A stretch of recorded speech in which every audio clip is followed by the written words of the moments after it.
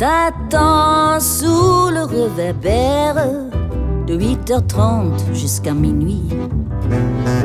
Elle regarde les étoiles claires, la pute de notre rue. Elle attend les passants qui sortent des bistrots, qui cherchent l'aventure et prétendent être au bureau. Chérie, on était tard ce soir, les lâches. Elle balance son sac en main avec grâce, avec grâce, avec grâce. Mais sur la place, elle ne te connaît plus. Bonjour, je vous invite à mon rendez-vous avec la chanteuse Marischke Jährling et nous allons parler de son nouvel album Bonjour Liberté. Marischke, lorsque on écoute tes enregistrements, lorsqu'on regarde tes vidéos, on constate que tu es capable de passer d'un univers musical à l'autre avec une très grande facilité et que surtout, malgré les différences apparentes de style dans ces divers univers, tu restes d'une redoutable cohérence dans ton propre projet. Je pense en particulier à tes interprétations de Monk et de Kurt Weill. Alors, peux-tu nous dire comment tu choisis ces univers et d'autre part, mais comment tu arrives à garder ta cohérence et qu'on se dise c'est Marischke Jährling, il n'y a pas de doute. Je pense que mon approche à la musique est plutôt émotionnelle que technique ou intellectuelle.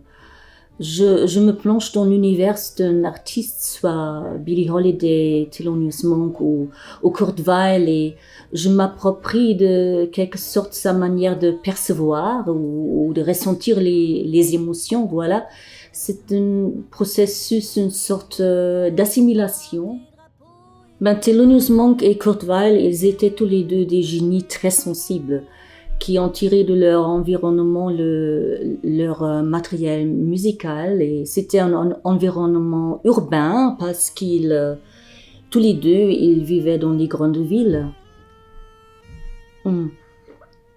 Et par exemple pour Thelonious Monk, c'était les bruits nocturnes de New York qu'on entend dans sa musique. C'est comme dans Épistrophie, les sirènes de la police. Ça fait papadipa, papadipa, papadipa, papadipa.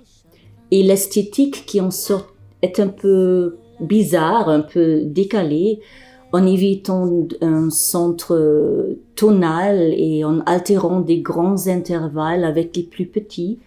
Donc ça donne une espèce d'architecture, mais pour moi, en tant que chanteuse, ça ouvre un espace que je peux explorer avec ma voix, et c'est assez intéressant.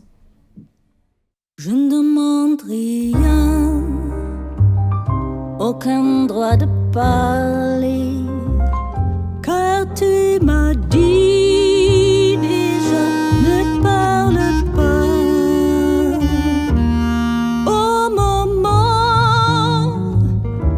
J'entends ta voiture, je ne sais plus si j'arrive à rien dire. On voit tous les mensonges. Tu es en train de travailler sur ton projet qui s'appelle Bonjour Liberté, qui consiste en un CD qui est déjà enregistré et qui va bientôt être distribué en France. Tu y chantes d'ailleurs remarquablement en français.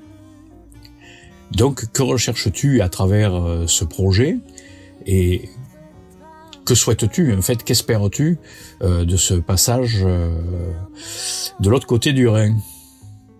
Merci pour le compliment. Moi, je suis très attachée à la France. J'ai passé un an à Paris dans ma vingtaine et je passe pas mal de temps au Finistère, où j'espère de trouver un foyer. Mais quand il y avait les confinements et les frontières entre la France et l'Allemagne étaient fermées, ou presque fermées, ça m'a vraiment très très choquée. Donc je me suis mise à traduire tous les textes de mon projet en français pour faire le pont, si vous voulez, pour garder le contact avec la France. Je suis très attachée à l'esprit libre des Français et des Françaises. Il en va de même pour les deux protagonistes du CD Bonjour Liberté, Kurt Weill et l'auteur Kurt Tucholsky. Les deux juifs berlinois, ils ont vécu à Paris comme refuge contre le fascisme allemand. Bon. Et les textes de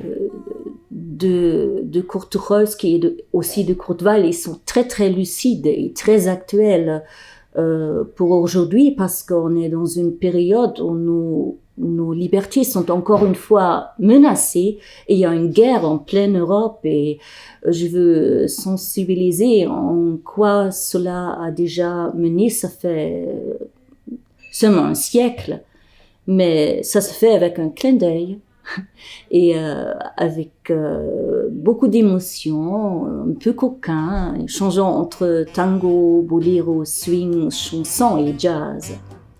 Laissez-vous donc en chanter. Faut les traiter avec toute gentillesse. Soyez très doux, ils sont si délicats. Ne leur faites pas sentir leur petitesse. Un narcissique n'aime pas cela. Et s'il vous traite comme un chien, embrassez-les et tout va bien. S'il vous dresse contre vos frères, criez ici, c'est moi à votre service. Prenez mon corps, mon âme, mon cœur. Pour s'en tirer, on accepte tout sacrifice. Mais les fascistes, ils s'en moquent. Embrassez-les, c'est juste un troc.